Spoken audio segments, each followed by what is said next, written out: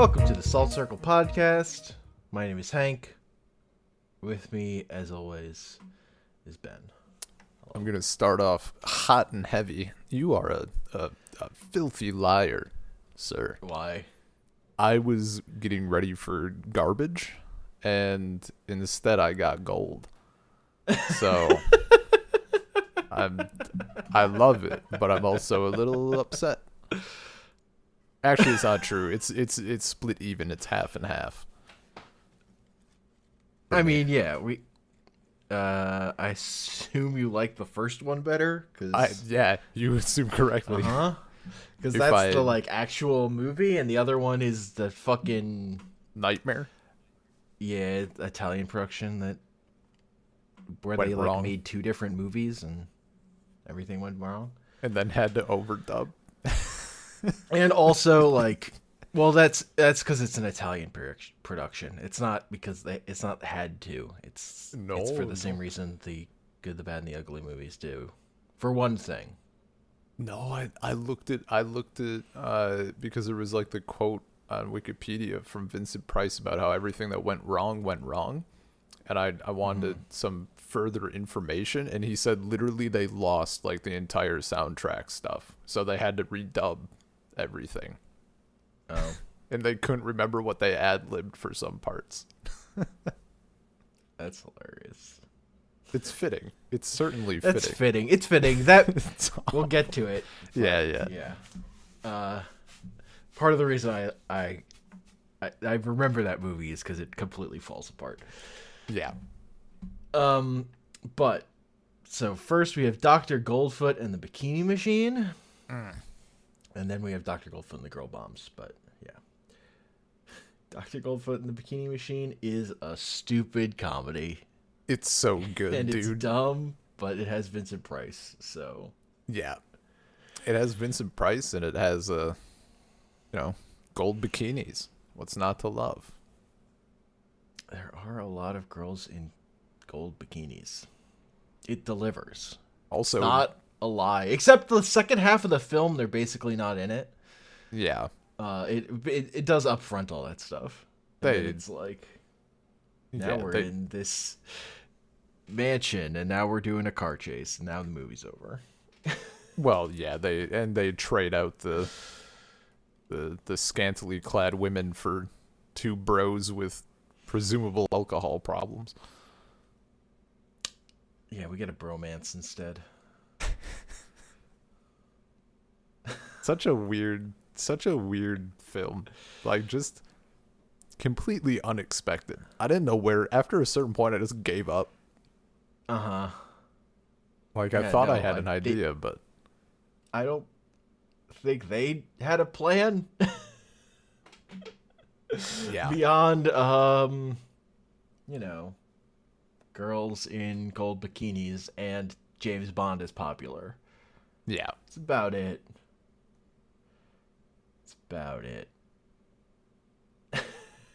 Yeah. No, the I don't know. I thought the level of garbage dumb comedy stuff was it's towing the line of being too much, but it's still and it's still fun to watch. It seemed fun for everyone. It's very lowbrow. Hey, every time we walk into this door, we almost knock this guy out the window until eventually we not actually knock him out the window. Yeah. It's lowbrow, but it's slapsticky stuff. It's fun. Mm-hmm. It has its appeal. It hits that lizard brain. Yeah, man. Along with other things that hit the lizard brain in this movie.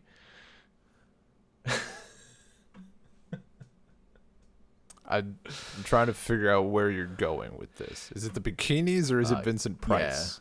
Yeah. No, it's the bikinis. And Vincent Price. Yeah, I mean, my Vincent Price lizard brain. You get so much so I would find this movie kind of I mean, it wouldn't be remembered except for Vincent Price. I would not care about this movie without him. No. It has kind of nothing. It has nothing really going for it, but Vincent Price makes everything better. Yeah. No, absolutely. And like, just I'm so glad we got. So Vincent Price is our titular Titular. titular Dr. Goldfoot, who is like a mad scientist who has created robot girls. He created a machine that creates robot girls. Yeah. At first, I thought he got like corpse parts for them, but I guess Well, his not. But assistant kind of. Igor, he says he's like reanimated. So Yeah. he It's has reanimation powers. But also like their hands just come off. yeah, and he says he So I has don't like a bunch of them. they're It's probably weird. they're probably cyborgs. They're probably like or What androids. Maybe I don't know. I don't know what they are. They I probably have like organic parts. yeah, Maybe. that'd be cyborg then. I think either way, he's creating these women with the goal of sending them out into the world to seduce rich men to get their money, get their property, their stocks, Yeah. their bonds. Um, if our single case from this movie is any indication, dudes would just sign away their entire fortune for a night These or dudes do not less. have The promise of a night. less. Literally, he's like, when are we gonna get to sleep together though? After they're married. Yeah. She's like, I just need you to sign all this stock you own, and then I'm gonna leave the room. End your life. Just ridiculous. People in this movie are idiots, but that's fine. Yeah. And getting to see Vincent Price like berate his assistant was 10 out of 10.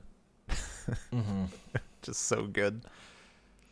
There were only two. It's so funny watching Vincent Price movies. He's so tall. He's so much taller than everyone. Yeah, and it's dude. not a thing that's usual for movie stars.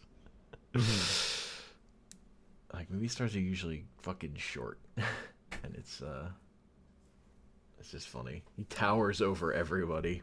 Yeah. Also, we didn't mention he's Dr. Goldfoot because he walks in and he has gold shoes on. So in case you were wondering, Yeah. Yeah. in case there's any mystery, Man, he's got Wario shoes. yeah, the little curled, yeah. I was thinking of this. It would be so obscure. Like probably I don't even know what the ratio of people would be who would get it, but Dr. Goldfoot and one of the girls would be the perfect couple's Halloween costume. Like it's so perfect. Nobody would fucking get it. But it would be great. I just wanted an excuse to buy a gold coat and shoes. Yeah. I mean, also we get that title song performed by the Supremes, Dude, it's so good. and then they overuse it incredibly throughout the movie. Like we get the sneaky version of the theme song for when they're sneaking. It's like variations on that one theme throughout the whole fucking movie, and just like variations on it for fit the mood. It's so funny. The Like- sneaky version, it like fucking gets me. Extreme Pink Panther, yeah. Yeah.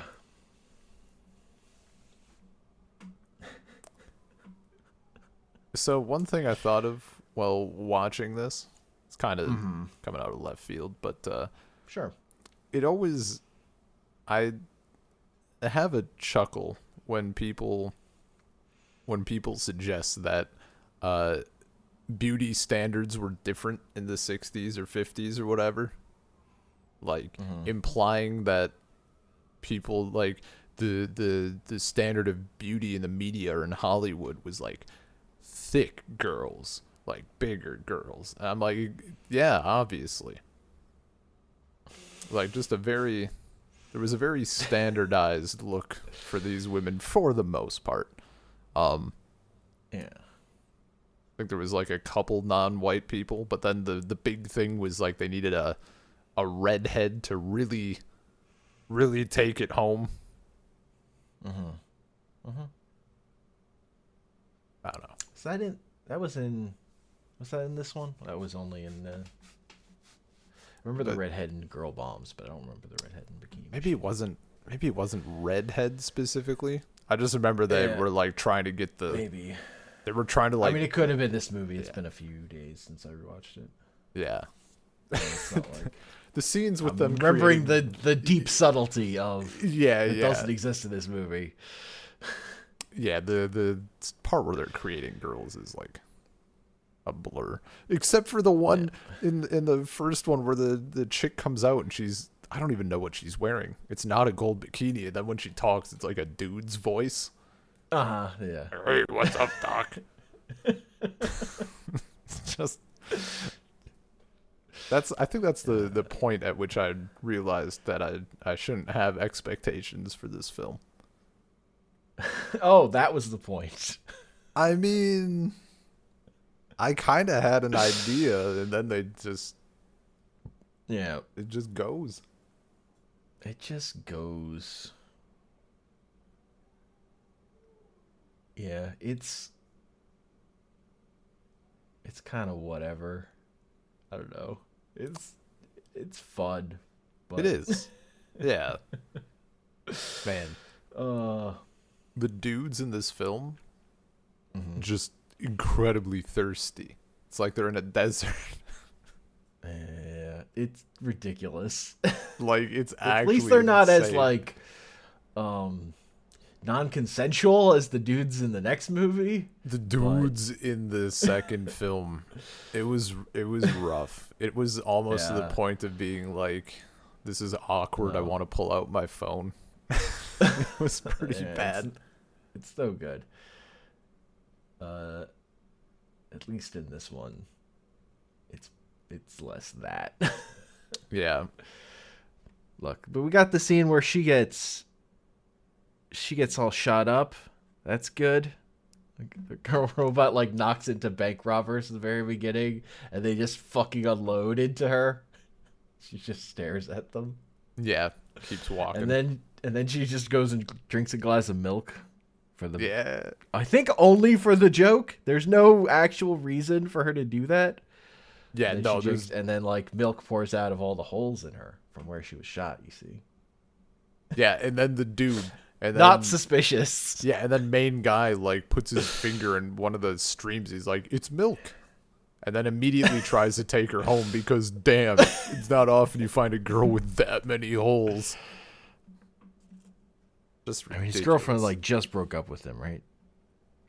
Was it his girlfriend, or just left, or she just left the room? I don't remember. I think it was only like I think it was a first date.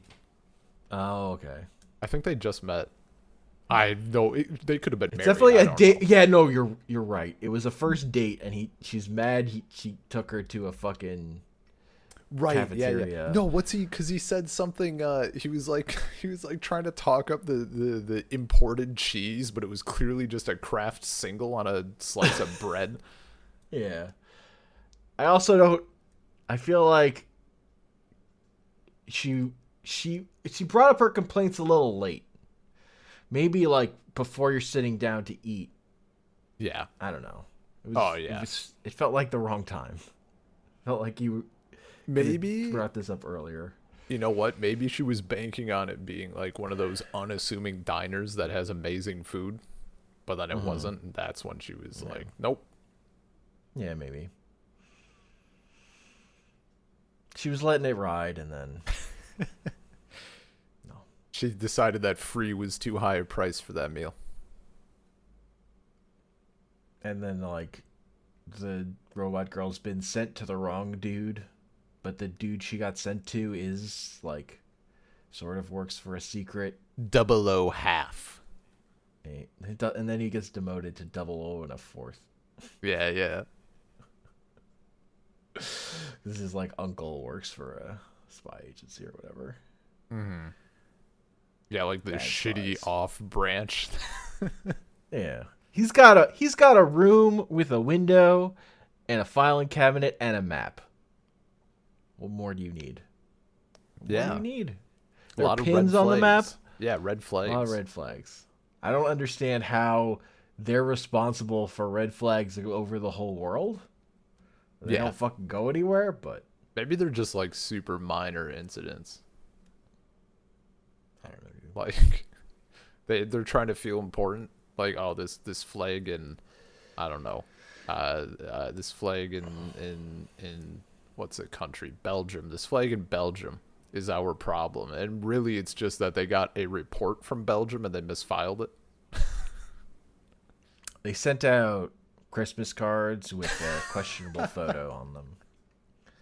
He put a typo on the. Yeah. He fucked up the Christmas cards, and now they got red flags across the world.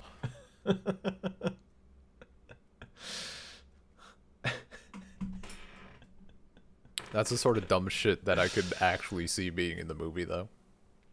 Yeah. It's that kind of movie. It's very dumb. Very dumb. I think my favorite. This is we close the filing cabinet on the top, so the filing cabinet drawer on the bottom opens for no reason, just for a bit where a guy gets hit in the head. It's classic though. I'd chuckle. Classic. I had a giggle. Classic. Classic.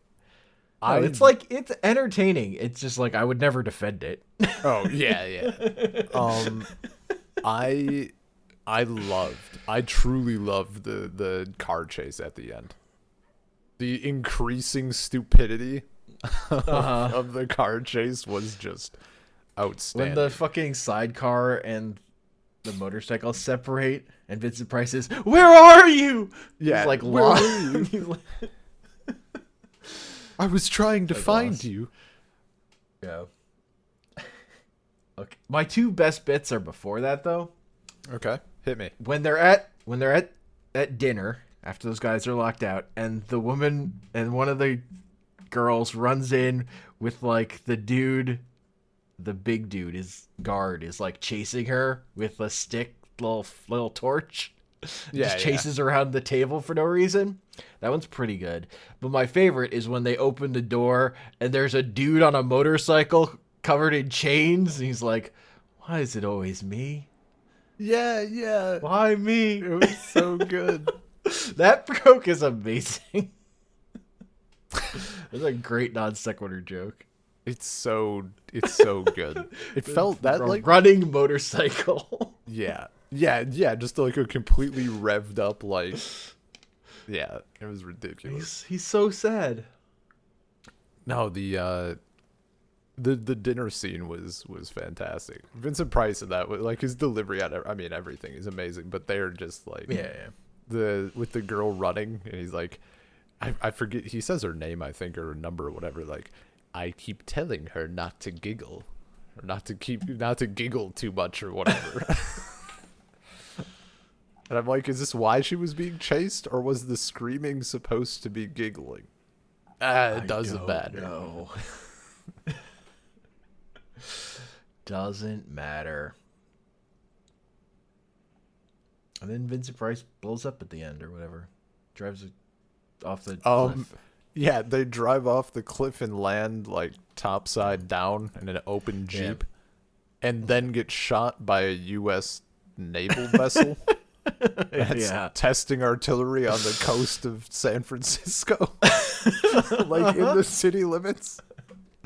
Yeah, hell yeah. And then he's fine at the like a stinger. So good. It made me so there's the scene where you get like the pendulum slicer thing. It made me realize, because I just on Wikipedia, that Vincent Price was in The Pit and the Pendulum, and now I want to see it. Yes. Ow, is it a good? I think. Is it? I mean, those. So he made a bunch of Edgar Allan Poe movies with Roger Corman. Apparently, a lot of the actors who were in this movie were also in that, like the supporting actors, according to Wikipedia or whatever. Also, they were in the Beach Party movies. Yeah, I saw that. That checks out. They're generally fucking nothing like those stories, but they're interesting. Okay. The one I really remember is like The Raven is all about wizard battles. Oh, you could. And has a very overweight Peter Lorre in it. There are few things you could say that would grab my attention as much as what you just said. Like that's all I remember. It's about wizard battles. All right, well, The Raven. We don't need wizard battles. Don't need to fucking decide the next podcast topic. Yeah, I mean, I think done. like Mask of the Red Death is like the high watermark of those movies. Sure, which we already did. So. But yeah, those movies Wizard are fun. Battle, though. Wizard battles. This didn't have it had a, kind of did. The laser was like a wand. So yeah, how are you feeling after having watched this one, ready to go into its sequel? Dude, I was so excited. I was like, yeah, this is fun. Yeah, I was having a good time. I was enjoying myself. Then it all went really south. Like went about. So the thing that was always going to be awful about this movie, Dr. Goldfoot and the Girl Bombs as a sequel, is that it's like focused on this comedy duo who I just fucking hate. Dude, I don't find them funny at all. Nope. They're really awful. So the Italian cut has way more of them and way less Vincent Price. So never watching that. Yeah, could you imagine? It would be a bad time. Because they're already a bad time. Like the way that guy, the way they do slapstick and mug, like it's just not funny. Like it gives you almost even more respect for Dr. Goldfoot, the Bikini Machine. Yeah. Because these dudes are like fucking trying way too hard and they're not funny. Yeah, no, they're definitely like, it's literally dudes trying to do like the cartoon shit. I'm surprised. Maybe they did, and I'm just like blotting it out of my memory. But to my knowledge, they did everything except the like hat flying off of the head while it goes Aruga. Yeah, they didn't do that, I don't think. But they could have, and I would have been like, yeah, that checks out. Because everything like like it was just bad. It was just gross. Too much. And I don't know, like maybe some of I don't know. That's the stuff that like if it was good it should translate, right? Because like again, Dr. Goldfoot and the Girl Bomb has this overdubbing problem because like they lost the audio. But I think even if they hadn't, it still did the thing of people were speaking their native languages, not whatever. Yeah. So I like losing the audio probably just had to do with them fucking forgetting what they said. Yeah, that's exactly what it said. There was so much ad-libbing that everybody forgot what they said, so they had to try. That's appropriate for a movie that. So this movie feels like half a movie, and then they forgot what they were doing. Yeah, they just fucking ran out of stuff. Like we get the chase comes in like at like the hour mark or like halfway through the movie, and then it just keeps going. But nothing happens. The whole like all of the I forget what it like all the different generals and stuff like the military gathering. I really disliked all of that. Like all of the deliveries just did not feel great to me. Mm-hmm. And again, like, is it overdubbing? I don't know. We'll never know now. I mean, it's certainly the overdubbing acting is bad. Yeah. But also the like caricature acting in the moment also seems bad. So. Mm-hmm. Also, there was one scene. It was near the end. I remember because it was like the only part of these films that was not serial friendly. The main general dude, the bigger guy, like the area just around his mouth was like uncomfortably wet looking. Yeah. Like it looked like he'd been drooling or something. I don't know. It was weird. Like all around his mouth, it was just moist. And I was like, I can't stop looking at this. No good. Yeah. And again, like this movie's idea of what's fun, like dudes being perverts, is like really uncomfortable. It's no good. It crosses the line. With our hero just like walks up to women he's never met before and starts kissing them. Like, fuck.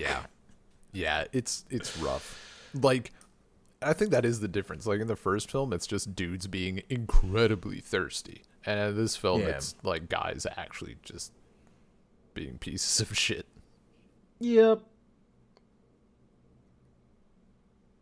And being pieces of shit to women who are not robots. Yeah. Yeah. Like actual people who aren't there to like drive them insane. And also, they actually treated the robots better in the first film because the dude was like still in love with Diane. Yeah, He wanted to like save her, and in this film, like fuck it. I mean, in this movie, the robots don't seduce you; they just explode as soon as you kiss them. So it's a little different. I guess they are just bombs. It is more effective. Which doesn't make any sense. But, you know, whatever. What am I complaining about? This movie's I love their set piece for Russia. Fucking mounds of snow, like snow huts. Not even igloos, just snow huts. There's guys are in that like fenced prison. And they open the door, and then they open the door of the fence, and Beebs is very windy. Yeah. Letting all the cold in. Through this open fence. This is a dumb joke. Yeah. But yeah, Dr. Goldfoot's murdering all the generals of NATO because he looks exactly like one of the generals of NATO, except that general has an eye patch. So then he's going to become the only general of NATO and take over the world, clearly, because that's how everything works. Mm-hmm. I mean, what was it not how that worked? And also, he's now like interested in taking over the world, whereas really the last movie he was just interested in getting money. Dude, it was such a better like plot point or like a goal. Yeah. And this one, he just shows up and murders people constantly. Just all the time, people are blowing up. It's like, maybe this is a problem. Nah.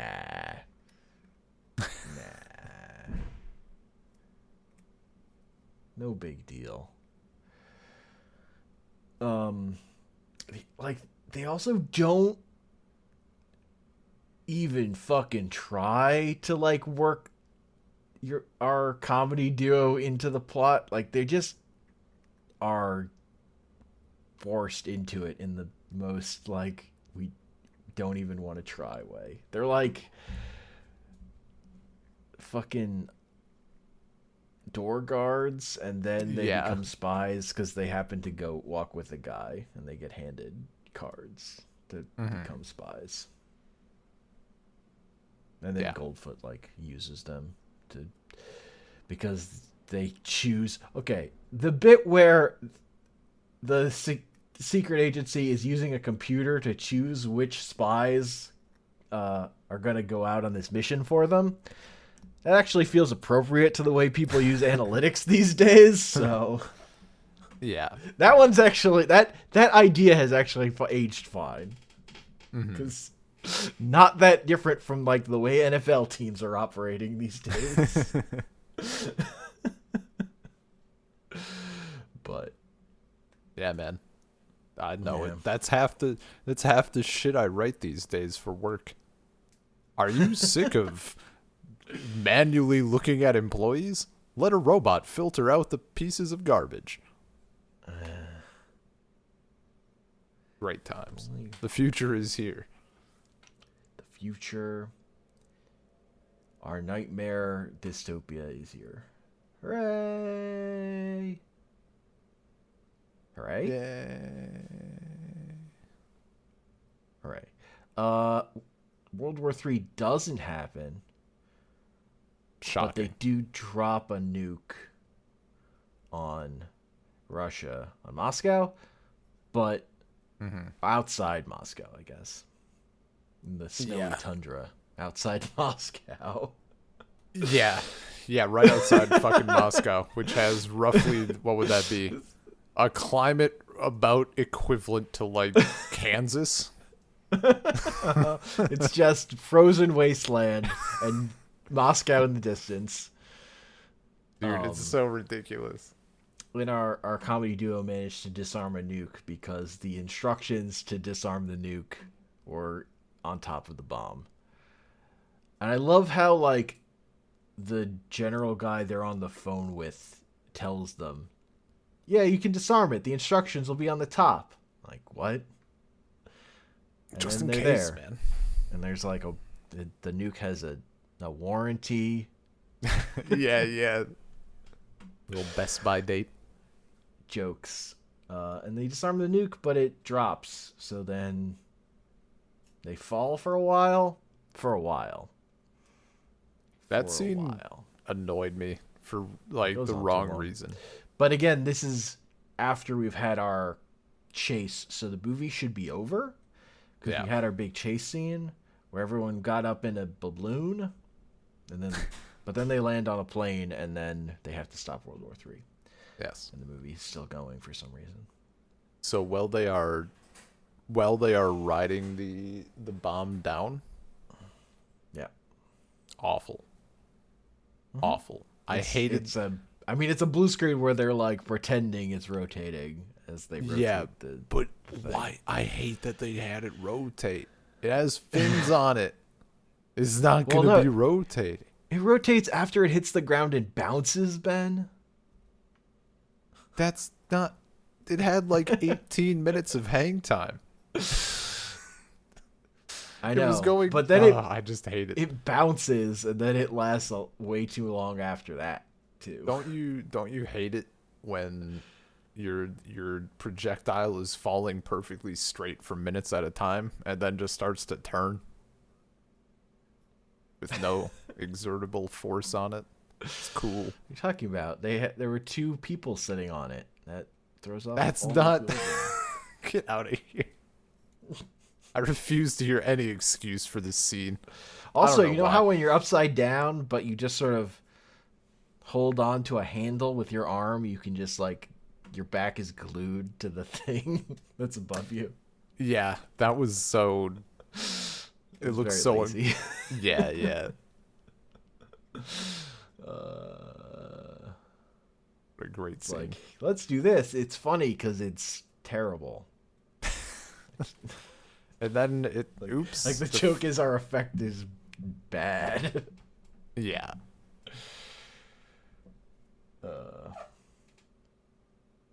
No, that was that movie was a rough watch. It just kind of ends. Yeah, like, it honestly does. Like, there's no... If you look at it as a whole, there's no plot. Like, Dr. Goldfoot tries to do some stuff. It doesn't work, and he just leaves, and then goes and does something else. Like, he just walks out of the plane at some point with an umbrella, and then, you know, goes and finishes his plan elsewhere. Like, I don't know. So it was Yeah, this was the one. I forgot. I think it's this one where he had Dr. Goldfoot has like the sousaphone monologue, or not monologue, but like dialogue, I guess. Sousaphone dialogue. These people ask him like what he's doing or why he's in Paris or something, or why he's going somewhere.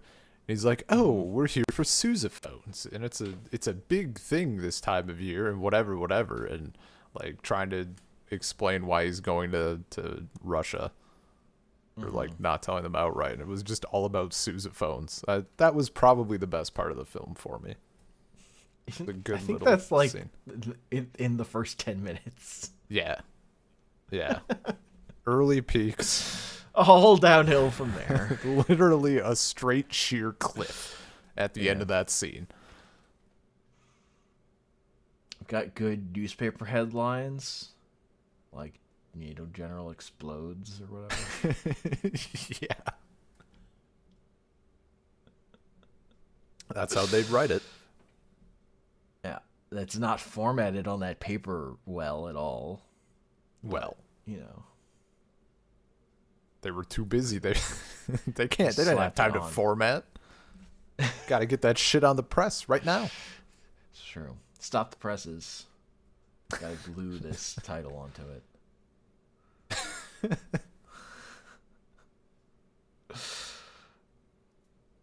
Oh, there's also like the Chinese stuff, which is bad. Yeah. It's no good. That was See, the joke is, was it supposed to be like wasn't there a James Bond villain? Yeah. I guess. If you're asking if James Bond was racist, the answer is yes. Well, yeah, but that was just Sean Connery ad-libbing. Boom. No, like the way those movies I know. I post just like Sean Connery even.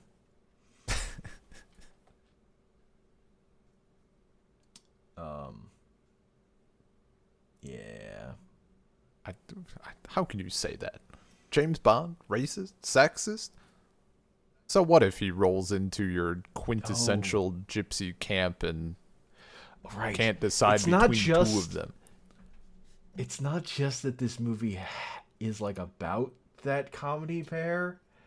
It's like this is also like a sequel to a totally different movie they made, I think. Right, yeah, I saw that on Wikipedia. That's part of why it's so weird. But yeah. I don't know. I'm not gonna watch that fucking movie. The Dr. Goldfoot cinematic universe was short-lived. Yeah. Because this movie sucks. Well, I mean, it has the thing where it like gives up, which I find at least memorable. When a movie's just like, just fucking done. Whatever. I mean, my favorite example of that is Monster a Go-Go, where they literally only shot like half a movie, and then it's like weird stock footage of them trying to like put it together, and then the ending monologue is like, and there never was a monster. Oof. He's just gone. Wait, what? It's so good. But like also it's like, here's 3 minutes of a camera going back and forth in a parking lot. Padding. Ugh.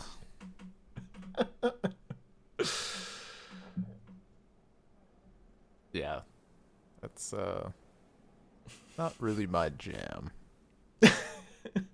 I just was so I don't know, it's dredging up the feelings again. I was so crushed. I was so happy going into the second one. Look, I promised you trash, okay? Yeah, that's true. I gave you the warning that Vincent Price said this was the worst movie he ever made. I thought it was referring to like the first one even. No. That was definitely a quote about the second movie. Yeah, yeah. I mean, I saw that afterwards, and I'm like, Yeah, okay, that I see it. yeah. Uh-huh. It was It's actually wild to me that the sequel was shot only a year later. Like I oof. would think that would come like much later, Mm-hmm. but they were really riding that spy parody train hard. Yeah.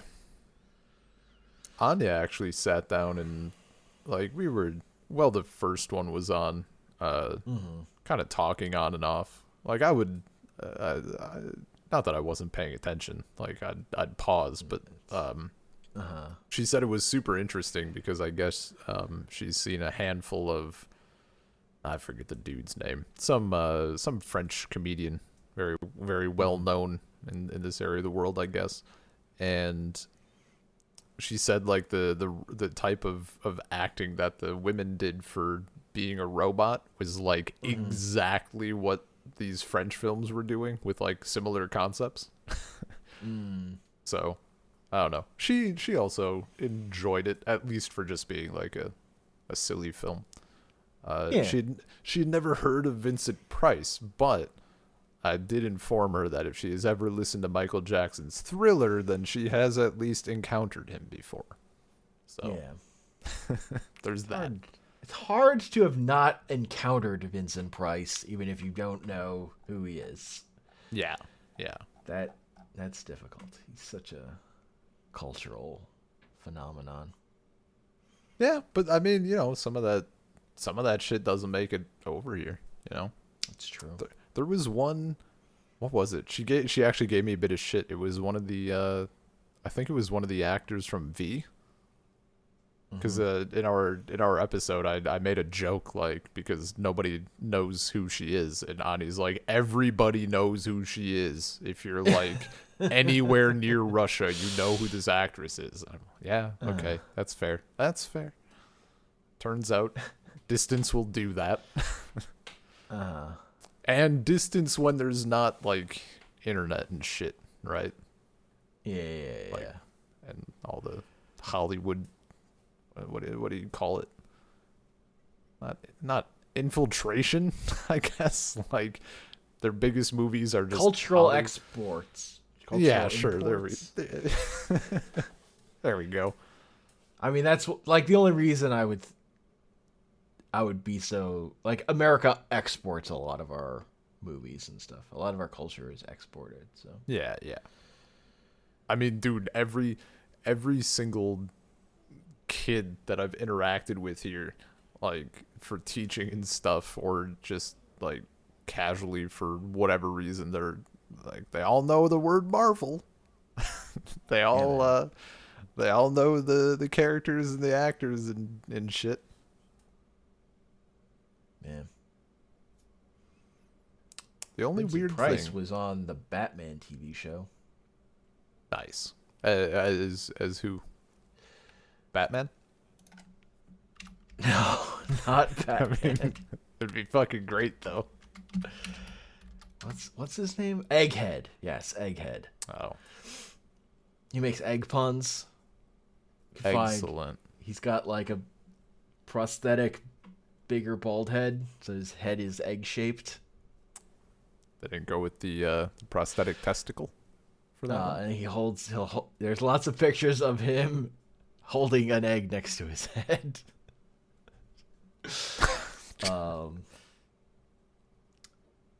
I have an Egghead Lego set. So I have a Lego Vincent Price. I have one question. At some point, did somebody make some joke about scrambling or making an omelet? I don't fucking remember.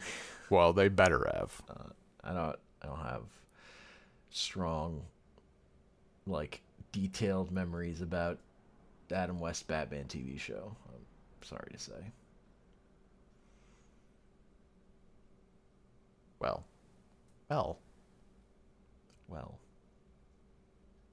Oh, I was gonna say, my last bit on Sure. like Marvel stuff here. Oh. Just I thought of it. I want to get it out there. I've noticed Yeah, sure. none of the kids have said that they want like their favorite character is Iron Man. They all specifically say their favorite character is Tony Stark. None of these kids want the responsibility of being a hero. They just want to be a billionaire playboy with a bunch of fancy tech. They just want to be Robert Downey Jr. They don't want that. They don't want the responsibility. Are you sure that's it? Yes. Oh. I also realized Tony Stark has more responsibility than Iron Man necessarily, but not portrayed in the films. He doesn't. I mean, like literally, yes, probably, but I mean, it's Tony Stark that creates Ultron, not Iron Man. Yeah, but like they just focus on the cool parts. I don't know. It also hit me. That's interesting. It hit me in the middle of the night the other night. It was a little worrisome that I realized that if my siblings have kids, I'm going to be Uncle Ben. Mm-hmm. And I don't like that. Can you give me like what are my odds? Like what's the survival rate for an Uncle Ben in the Spider-Man universe? Well, if you gender like the Thing, he's an Uncle Ben. Okay. So I could become like a for cool... Franklin Richards and Valeria Richards. So I could become a cool hero. Franklin and there's a comic I really like where Spider-Man is talking to Franklin about their Uncle Bens. Hell yeah. It's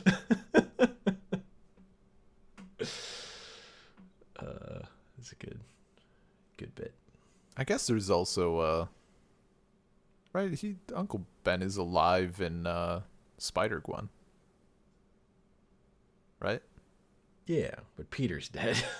Well, I don't give a... Okay, well, no, that'd be bad.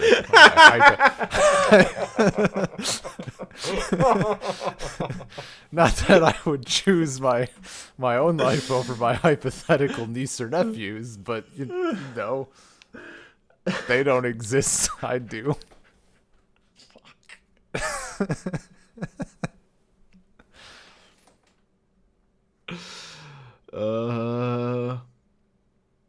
I mean, there was a universe where Uncle Ben was alive, but Peter and Uncle Ben were evil.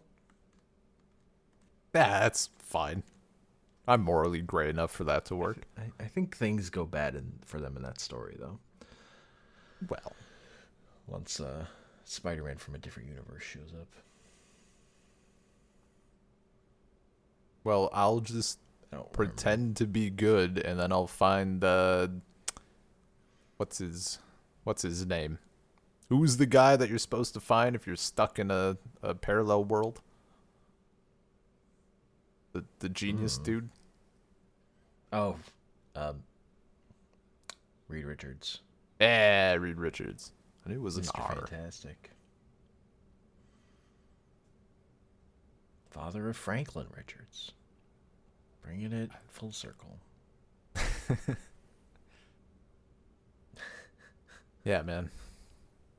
Stuff's wild.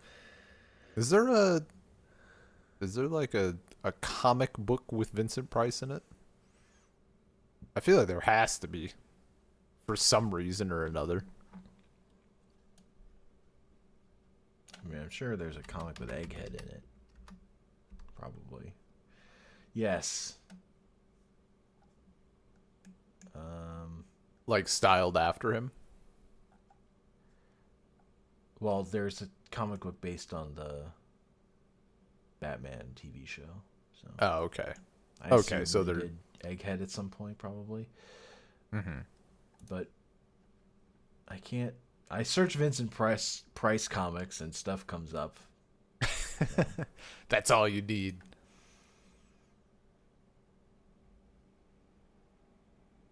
I mean, yeah. Vincent Price was also on Scooby-Doo, so. Oh yeah. He wasn't playing Vincent Price. He was playing a wizard, but in the 13 Ghosts of Scooby-Doo. Not familiar with that one. I knew I saw that he had a credit in it, but I didn't. No. Yeah. I don't know specifics. That one's like early, like, what if Scooby-Doo had a plot? But they don't really commit to it, and the series only had like 12 episodes, so they don't get to all 13 ghosts. That's amazing. They made a one of those direct-to-DVD movies as like a conclusion to that, like a year ago or something. Mm-hmm. So I think it's like Maurice LaMarche doing a Vincent Price impression for that character in recent stuff. Like that character shows up in Mystery Incorporated too. Okay. Holy shit! I'm seeing that he has a bunch of audiobooks. No. Oh my god. Oh, my chest hurts. A full body sneeze. Dude, some of these, I might have to check out some of these audiobooks. Witchcraft, magic, and adventure in demonology. That sounds like he was very prolific. Yeah, dude.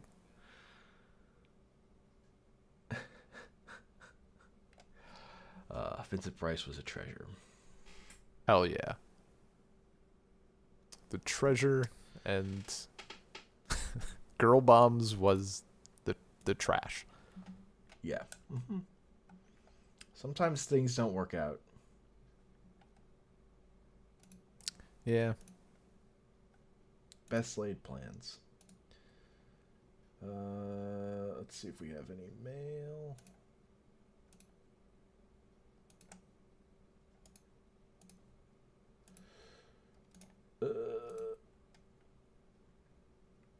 But yes, we have a question from Antonio. Oh, shit. Dear Mr. Podcasters, why does Ben hate small doggos? How do you guys feel about doggos? Personally, I can't stand their noisy way of life, but I do enjoy acting a fool with the fur balls. Also, if you've ever had a pet before, did you ever dress them up? Thank you for your time, Antonio. Why do you hate small doggos, man? We got into this a bit in chat already, so, you know. Yeah. To elaborate, again, yappy, small dogs. Paul really put it best. Like, oftentimes he made the point that people who get small dogs often get them because they don't need to be trained as well, because you just scoop them up and do whatever the fuck you want with them. So they're untrained, so they're garbage. Yeah, it's mostly just that they're oftentimes aggressive and barky, which comes from being not super well trained. I do find it amusing. Like, me and Anya were on a walk, and this little, like, Shih Tzu or something like that comes up, and it starts, like, being hyper aggressive and barking at me. And I'm not, like, freaked out or anything, but I'm just, like, I look at it and I keep going. I'm like, that's a bold move coming from something I could kill in a single kick. Yeah. I respect the panache that they have. But yeah. And I guess, like, doggos in general, I like dogs. I'm fine with dogs. I like dogs that are quiet. I like really big dogs. Just because my family, like, for the longest time we had Saint Bernards when I was growing up. So when I was like 3 or 4 years old, I had a dog that was like 3 times my size to romp around with. So, like, I want a huge dog so I can have, like, a big buddy again. That being said, there's not a great, maybe it's a feeling I need to analyze a little bit more. And I've said it in the past, but I've also grown a lot the last handful of years. I don't know that I wouldn't knowingly eat a dog. But if I found out after the fact, I still don't know how I'd feel. previously in life, I've definitely been like, yeah, I'd try a dog. I don't know if that's still true. Probably not. Fair enough. Yeah, I don't know. Probably, I don't know, man. Like on one hand, I mean the thing is they're smart, right? Like I think that's the two things that people go to are like they're very friendly and they're very like cuddly and stuff. I mean, oftentimes the ones that we like usually, and they're very smart again generally like compared to other animals. But like pigs are also pretty damn smart, so I've heard, and we eat pigs just fine, most of us. We do. So Humans do eat pigs. We eat like. I don't know. I would eat a horse. I have no real problem with that unless it tastes bad for some reason. I don't know. But like the difference is pigs don't have a practical skill that human beings use them for other than being eaten. Whereas like dogs and cats and horses all have had practical skills that gave us a reason to not eat them. I guess, but like what if we had somehow domesticated wild boars? Those fuckers could put in some work. I mean, we did, but okay, but they like, turned it to pigs. Yeah, but like we also, like we also came up with chihuahuas.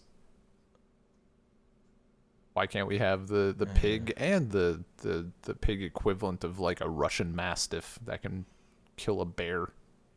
You know? Because those probably don't have the genes to be tamed or whatever. It's probably part of it. Like part of it also know. Like dogs and cats are like kind of had their own interests in being pets. Yeah, no, it was definitely like they were able to, it was symbiotic or whatever, mutual. Yeah. I guess like I would, if I knew that it was like it was like hunted humanely or hunted for like a purpose, I would eat. If it was raised wolf. in a cage to be fattened up and plump for you to be eaten, you're fine with it. Maybe. I mean, this is now it's just a messy thing wherever, because like, where the hell does my chicken come from, right? Where does my beef come from? Yeah. But like, totally. Obviously, puppy mills are bad. But if it's just another factory to provide food, is it as bad or is it worse? Maybe puppies taste the best, man. I mean, I eat veal. Maybe I eat veal and little lambs and shit. Yeah. Stuff's good. Or like, certainly if it was like, I know some villages in Russia actually have this issue, and I assume in many other places as well, with like, they're technically domesticated dogs, like they are normal breeds, but they're wild, so they will like fuck up cattle and chickens and like people and small dogs. One of my students literally knew the phrase "dog eat dog" because she had seen dogs eat smaller dogs. Like, she didn't have to guess what the meaning was. So, like, in that case, if the dogs are already killed to like solve a problem, I don't know. If you have no attachment to them, like, obviously if a beloved family pet dies, first off, it's probably not due to a cause that would make for good eating, but also it's like part of the family at that point. I don't know, man. I like dogs. You don't need a member of the family. So, well, depends on how far up in the mountains you are. Here first, Ben is going to eat his nephew. No. I'm just going to ensure. I'm going to ensure that he is. Ensure that you live, and I will not let him be the cause of my destruction. And you would eat at a family member if you had to. I'm just putting the facts. I together, wouldn't. Laid out the facts. I would eat a dog. I'm connecting the dots. I don't know. I don't know if I could eat a person. How hungry are you? You know what? Stuck in the mountains. No, you know what? I could do a Snowpiercer. If there's like a volunteer to like hack off a limb or something, I could probably deal with that. Eat the if it was like because they taste the best. That's a Snowpiercer. That's pretty dire. I was focusing more on the grown people. I don't know why you focus on that part. The memorable part is when he goes, "I know that babies taste the best." That's that Gulliver's Travel shit right there. Except he feels bad about it.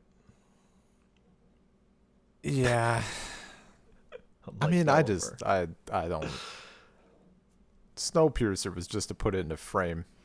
That movie was garbage, but that movie's good. Nah. It's a little overrated, but it's good. We focus on the different aspects of it. I'm realizing this now because it has the shit you like, but when we like zoom out of the bigger picture and look at like the specifics of it, it's shit. Like, how does the train work like this? How is it not derailed? Okay, they got out of the train, but now they're all gonna die. Okay, they were eating babies, but why couldn't they just like kill adults? I don't know. And they didn't I needed more details. I wanted those specifics. Meanwhile, this guy's just like hard sci-fi. I ate a baby. I'm like, okay, what led to this? Why were you eating the baby?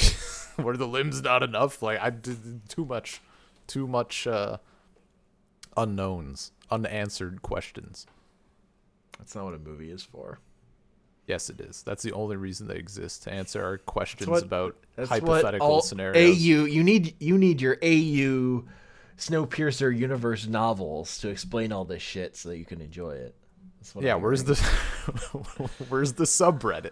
Where's the extended universe? Just the book that's just about them eating people and really getting down into the nitty-gritty about it.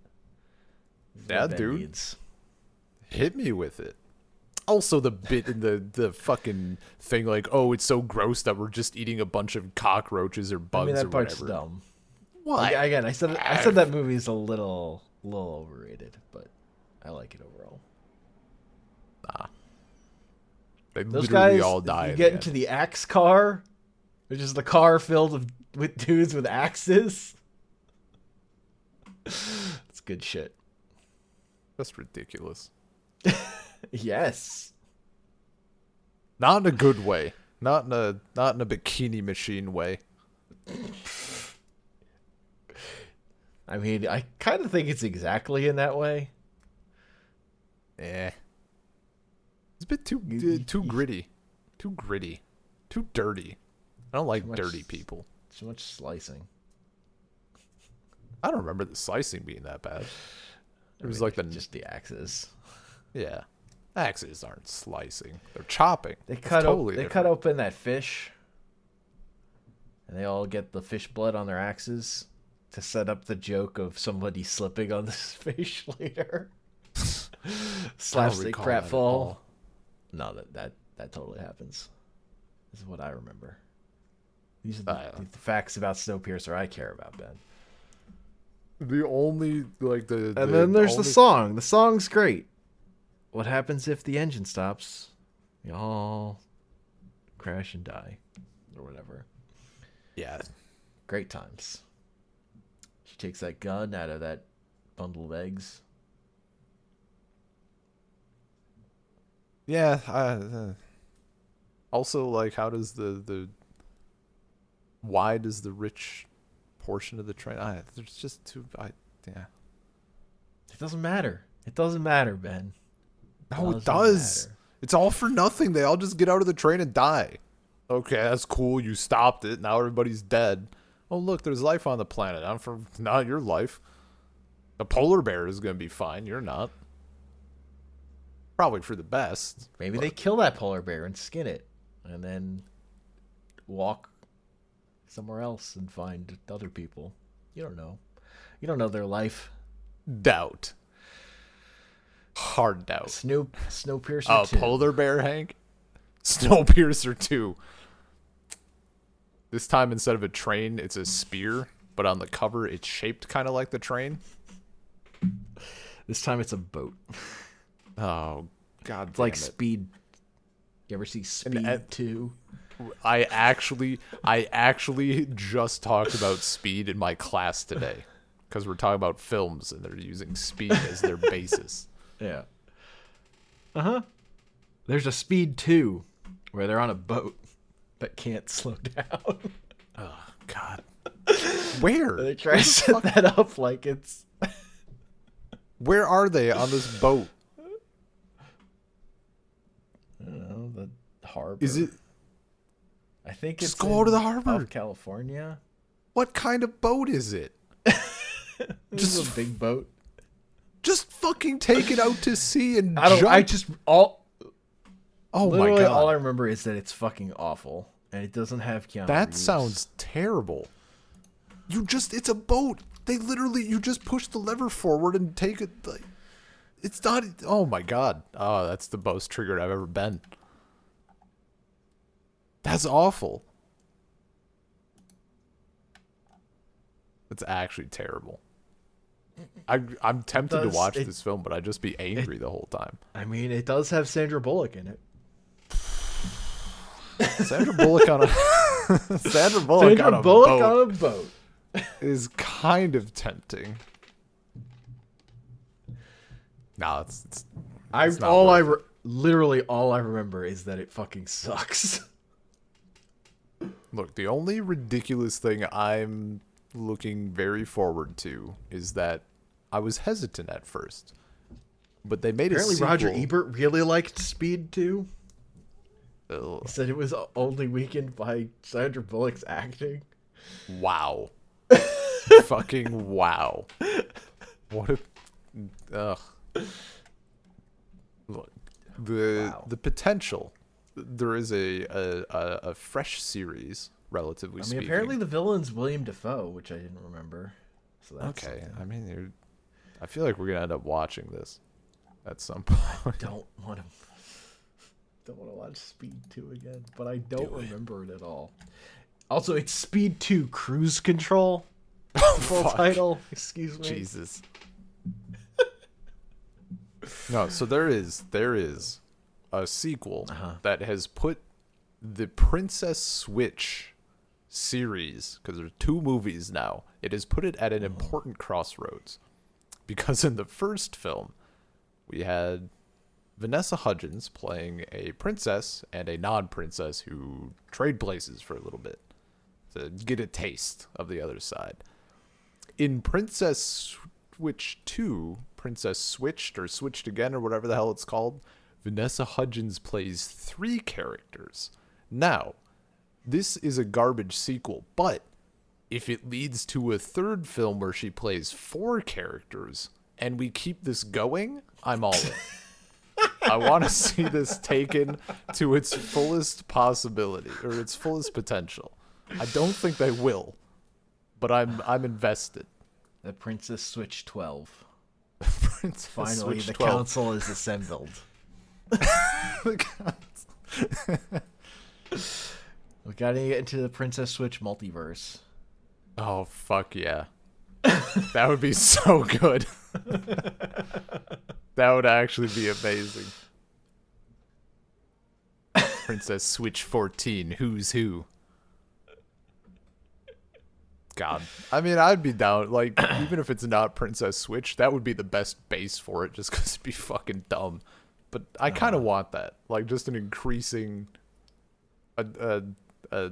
A deep dive into just a ridiculous setup like that. So I'm hopeful.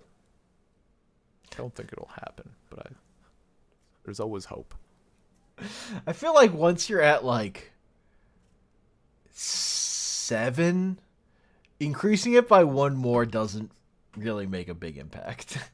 I think here's how you do it. You leave it at Princess Switch and Princess Switch 2. And then people just have to get together and set this up and just like, you have to stay absolutely dead quiet about it, of course. But then just like eventually bring like all of Vanessa Hudgens' films together, where she just plays all of the characters from them. So then suddenly you just have like the Avengers of whatever. But The it's all multiverse of Vanessa Hudgens. Yeah. That's pretty good. And they have to fight Thanos. Yeah, I don't even know what like the big, it's an event movie, but like, what's the event? I don't know, like there's a banquet.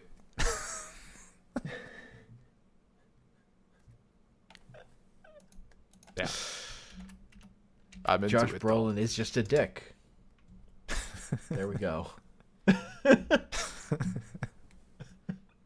He's just, he dated one of them and he was an asshole. Done. Villain. I'm down, or dude. He's like one of their evil dads. One of their evil dads. Yeah. Or they have to save quaint small town business from evil corporation TM. Oh, hell yeah. Yeah, yeah. He wants to sell half the town. And they need to fucking band together. Okay, but do they, at some point, do they like, so we have our our conflict, right? So do they all, at some point, do they all go back to their own universe and then they have to reassemble for the final battle? Yeah, because they lose. So the first movie they lose. Okay. We're doing a double event. Oh yeah. Okay. So he buys half the city. Okay. Yeah. Paves it over. Builds a fucking. He builds like a resort or a mall or something. Yeah. Yeah. I don't know what the modern equivalent, because I feel like we're now at the point where people are trying to save the local mall. I can tell you from firsthand experience, Evil Corporation wants to build offices, and they are trying to save the street that is titled Christmas Tree Lane, without any reference as to what happens to this street in the middle of summer. So, yeah, I'm down. I'm down. You got Christmas Street and Summer Street, and where they meet, that's the nexus of reality right there. That's where the portal opens. Shit. You got Vanessa Hudgens from the beach, Vanessa Hudgens from the Great White North.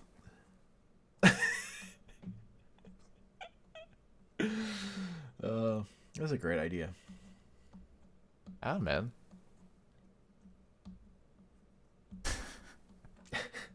I'm just just the image.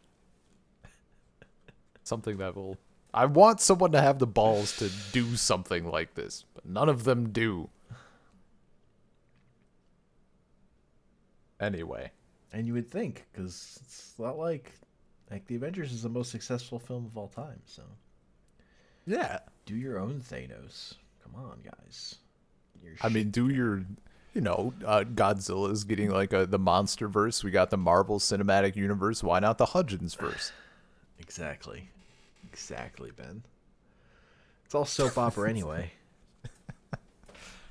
It's the big three. Godzilla, Marvel, and Vanessa Hudgens.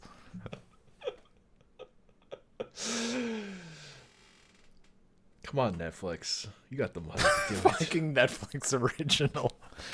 Exactly. Has to be a Netflix original. You know this. I guess. Well, not true. I'd have to look. But maybe this is a job for Disney Plus. Oh. Ooh, they need something to bring in more views. Then we could if Disney Plus do it, he could just turn out to be Thanos.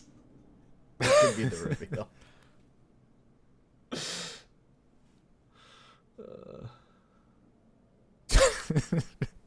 At what point? And then we can have Josh Brolin playing Cable, which he did in Deadpool 2, and you can introduce time travel. See, I was going to. Oh fuck! We have to go back to high school. What? The Wildcats are the key to this. Well, I mean, because you have the first one where he successfully builds the office buildings, and then the second one you have to travel back in time. Oh, to stop good Josh Brolin, to stop evil Josh Brolin. Ugh. Probably have. Think of all the cameos. You got Zac Efron in there. You got generic white guy from Princess Switch. All the big names. All the big names. We need as many people who have played different characters in the same universe, though, as we can get. Yeah. Anyway. Yeah, no, what were we talking about? Dogs? I don't know. We can probably. I've never we should dressed probably. up a pet. Oh yeah, that was a question. Mm-hmm. I've never personally done it. My parents had a particularly involved scuba diving costume for Bernie's Mountain Dog this year. Like they drank 4 liters of something or another to get like the little oxygen tanks. And I mean, it looked cute, but never really been into it. I mean, all my cats have been outdoor cats. So they're like half wild animals anyway. So yeah, not really appropriate to dress them up. I bought an accessory for cats once. It's like it goes over their head and ears, and it's a little bunny ears. Like just a real close one. It's kind of pretty close to the bunny hood from Legend of Zelda. Except it's little and fuzzy. Got a few pictures. Yeah, I understand, a few pictures with that, and then I set them free. Yeah, I never did anything like that.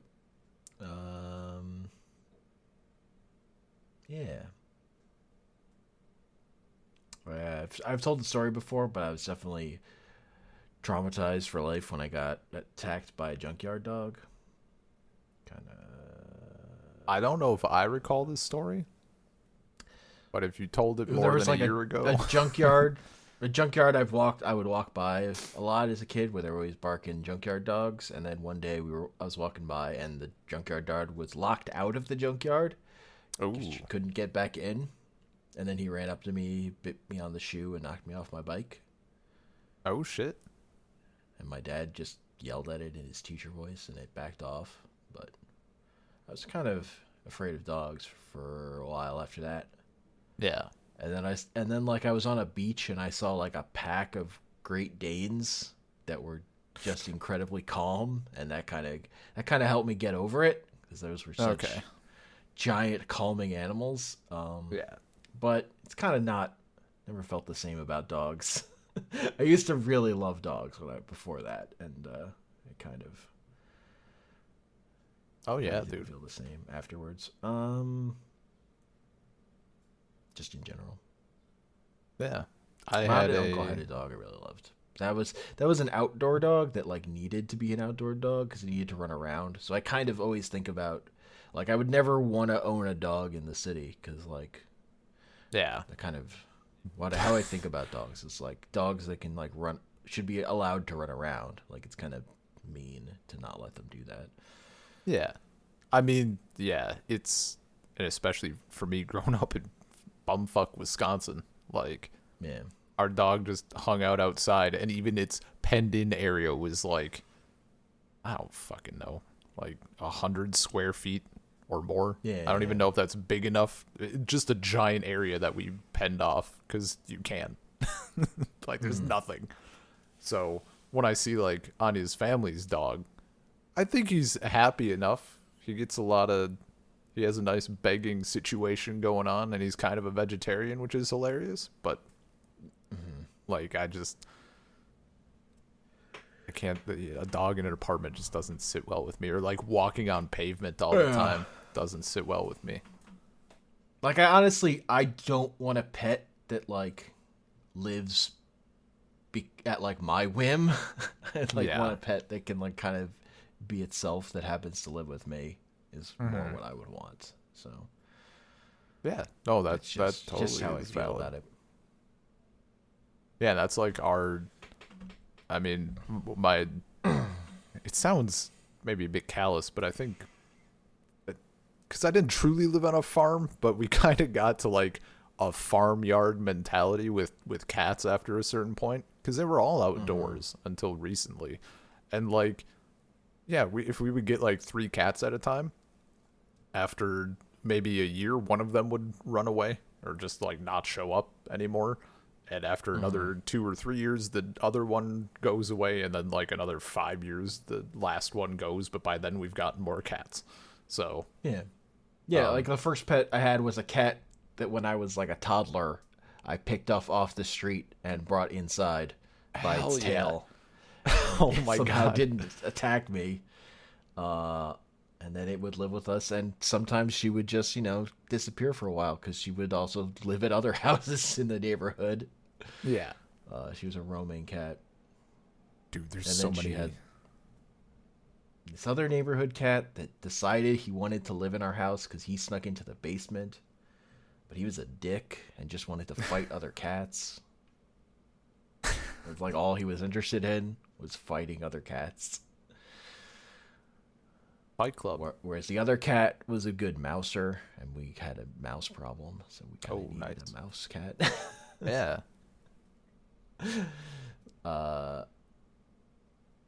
Like a mouse problem where like you would hear the stampede of mice through the ceiling.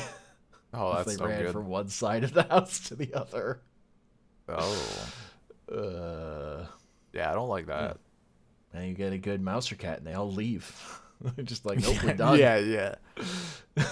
Yeah, that's the thing. Like, I remember we would it happens very rarely. We still get like a mouse somewhere. Like we open up a drawer and like someone's been nibbling through the box of crackers or whatever.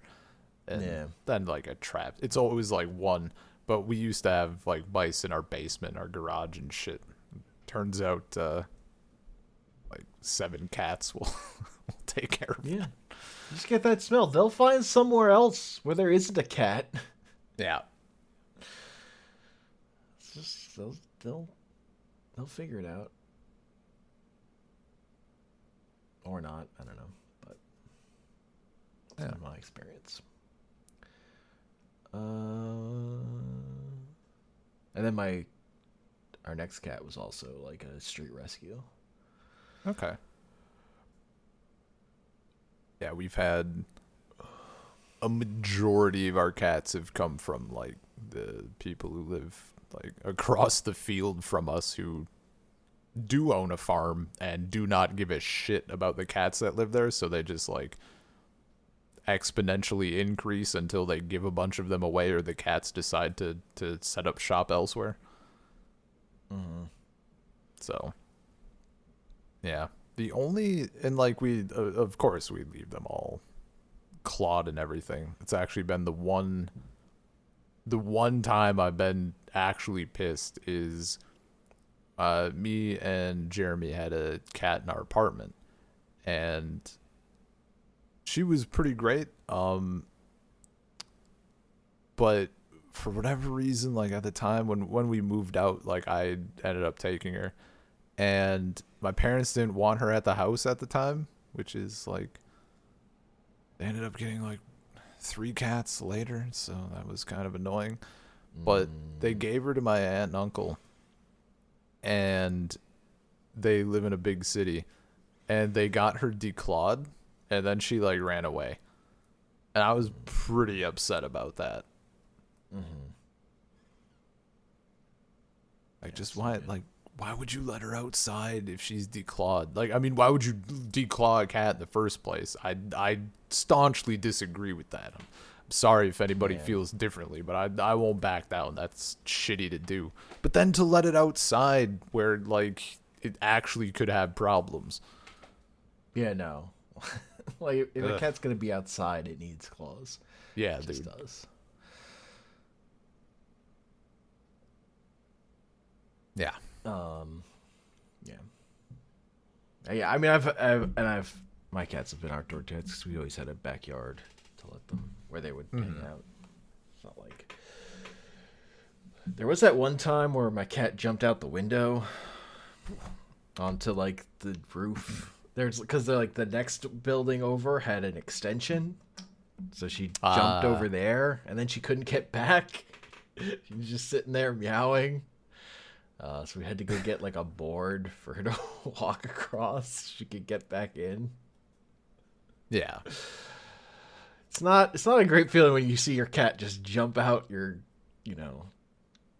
third story window or whatever. Oh yeah. It's like, what are you doing? We had a problem with a couple of our cats for a while. I forget how they actually got there. So we have like a porch, but it's not like our roof coming like off the side of the house is not like super close to this porch.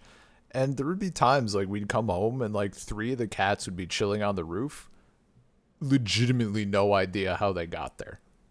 There was like nothing that was in range that we knew of for them to like jump from. So we're just like, well, cool, I guess. So they would just like chill, like a slanted roof, like a kind of steepish roof of our house, and just hanging out. They stopped for whatever reason. I suppose when we changed the porch, but so it must have been something with that, but no idea. It was wild. Cats can jump pretty high. I love that video. There's a video of like a tiny kitten who's trying to jump out onto the counter and gets like jumps but doesn't go anywhere. Just like, oh yeah, like a slide. It like doesn't get any verticality. It's just like its legs are like above the ground and it just falls. Like, hell yeah. But it had ambitions of going really high. Dude, I love that shit. Like the failed cat jumps. Yeah. Or burned into my brain is what my cat was like on our stairs to like an upper floor and slipped. And so I just see this cat like hanging from her forearms off the stair, like just tragically like slips and then fell. Landed on her feet, but it was she fucked up. Yeah. We've only had like one bad, well, okay, we've had 2 bad scares. I think one of them I might have talked about, but the one that was like actually concerning was we have, I don't know why, but we have a setup at my parents' house where if you were to like walk in, there's like a stairway going down to the basement immediately to the left, and it's like an L shape. So you go down and it turns right. And there's not a wall there. It's just open, and there's like a little a railing, I guess, a railing. Yeah. So like because they're cats, the cats love to like walk along this railing. Yeah. And like we actually had a chair against it for a while, and they would like rest on the railing in the chair. And one of our cats finally one of them had like slipped, and he like fell onto this wooden staircase, like I don't know, 8 or 10 feet below or whatever the hell it is, and like bonked his head. He was fine, but we were pretty sure like he actually was concussed for a little bit. So that was like the only truly scary thing where like something ended up happening. Have I told this story about our garage door before? I feel I have. I don't remember it. Okay. Big garage door, automatic. Because Dad owns buses, so our garage can fit a bus in it.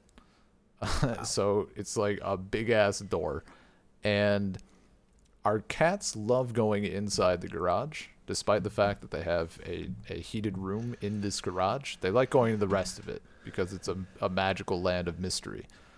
So instead of just deciding to like roll in when the door starts going down, they sit in front of it, or they sat in front of it until the door is like a foot away from the ground, and then they decide to run it.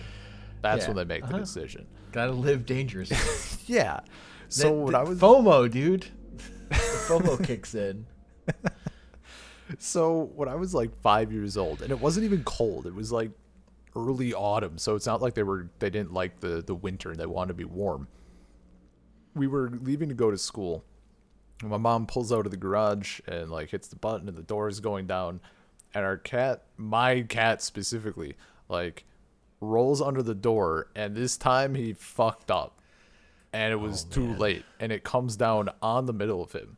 So we just see his legs like twitching around from the outside. Of course, like all me and my brother and sister are just like in tears, like we're a bunch of little kids, and mom is like pretty not okay, but she goes like runs in and like to open the door, and he like sprung up, like the cat just sprung up. It was like walking around, and the doctor, like we took him to the vet immediately, and he was like, yeah, they do that sometimes, like they can just turn into paper for a while in their midsection.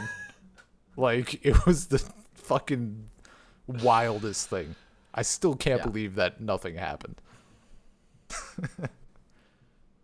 They're like those images of like cats in drinks or whatever. Yeah, in like pictures and stuff. Yeah. In like a glass. Yeah, man. It just turned into liquid. Immutable. Wild.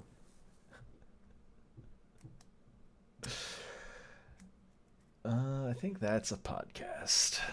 Yeah, that was a banger. Yeah. So you can email us, saltcirclepodcast@gmail.com. Find us on Twitter @saltcirclepod. We're on iTunes, Spotify, Stitcher, Overcast, whatever your podcasting app. The Salt Circle Podcast. And you can find me on Twitter @ComicPanels.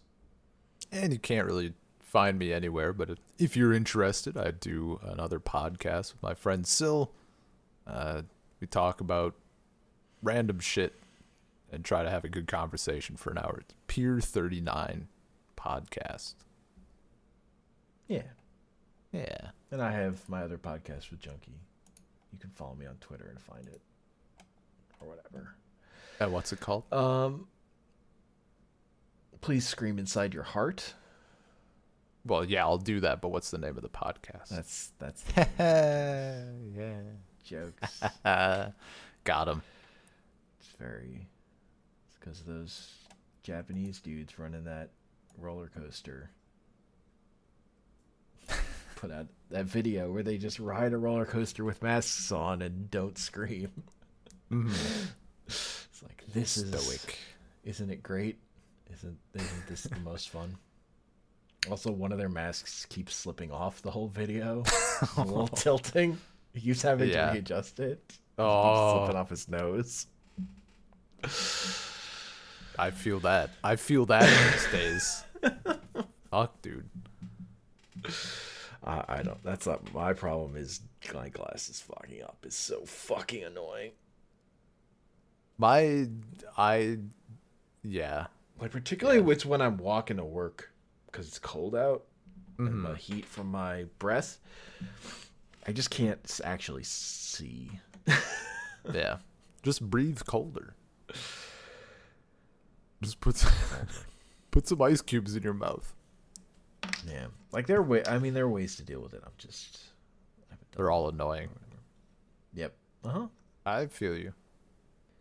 All right. Peace.